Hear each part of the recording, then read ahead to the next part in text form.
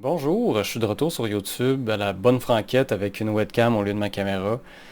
Et j'espère que vous allez bien en ce moment. Déjà de prime abord, j'espère que tout le monde va bien. Puis bravo si vous êtes capable d'être encore sain d'esprit.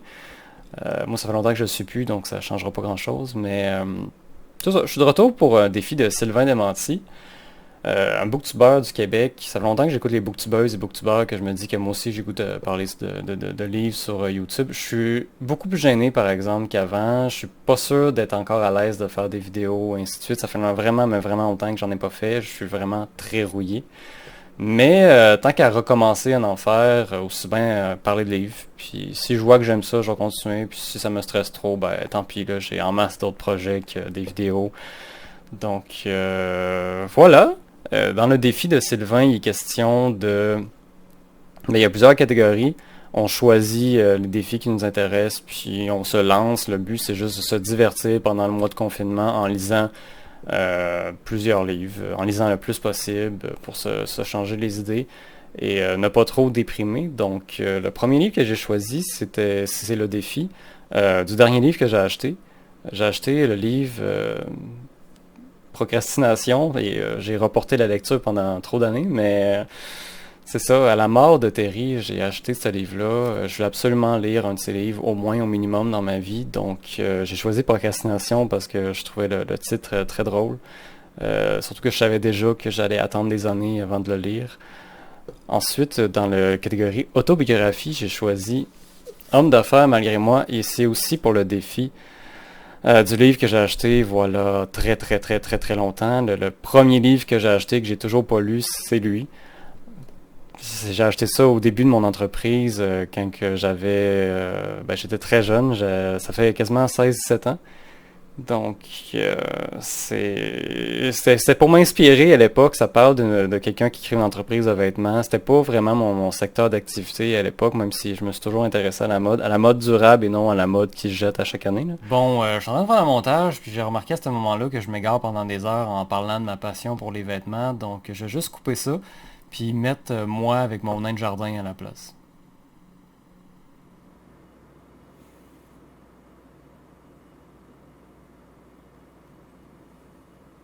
Ensuite, à chaque mois, j'essaie toujours de lire au moins un livre en rapport à la littérature indépendante. Ce mois-ci, ça va être Le poids du vide de David Gauthier, une bande dessinée, parce que je suis un fanatique de bande dessinée et que je l'ai rencontré dans un salon du livre. Très gentil personnage, ce David Gauthier. Et je vais lire la bande dessinée avec grand plaisir. Je me suis aussi donné le défi de lire le livre le plus petit que j'ai. J'en ai un autre plus petit que lui. C'est l'Odyssée d'Homère qui est tout petit comme ça. Mais je l'ai perdu parce que justement il est trop petit, fait que je sais plus pantoute il est où. Fait que c'est lui qui hérite de la place du plus petit. C'est pas un défi qui existe, je crois, dans la liste de Sylvain, mais ça me tentait de le rajouter. Parce que ça fait un livre de plus, puis ça va juste me prendre 5 minutes à lire. Donc ma lâcheté est satisfaite. Ensuite, pour dernier livre, pour le mois d'avril, je travaille encore, fait que je peux pas juste lire non plus. Donc je vais me contenter de 5 livres pour l'instant. Ça va être un livre que je vais lire avec mes oreilles puisque c'est sur le site web de Radio-Canada que je vais le lire. C'est La vallée des avalées de Régent Ducharme. Et je vais mettre les images qui défilent en même temps du site web de Radio-Canada. Donc, ça fait longtemps, je l'ai aussi en papier, mais je préfère l'écouter, là. J'aime ça de temps en temps, entendre des voix. Tu sais, quand on est comme confiné trop longtemps, ça fait du bien d'entendre une voix en français qui nous parle, là, parce que toutes les choses que j'écoute sur Netflix, c'est dans d'autres langues que le français. Donc, juste entendre des voix françaises, ça me fait du bien. Mais québécoises, en fait, ça me fait du bien. Donc, Radio-Canada et ses romans audio gratuits vont me faire du bien pendant ce mois de confinement. Alors, ce sera tout pour cette vidéo. Et c'est vraiment la bonne franquette, là. Je m'excuse de la qualité. Puis, je vous dis à la prochaine parce que je vais revenir pour faire les critiques de ces affaires-là. Donc, merci pour tout et à bientôt.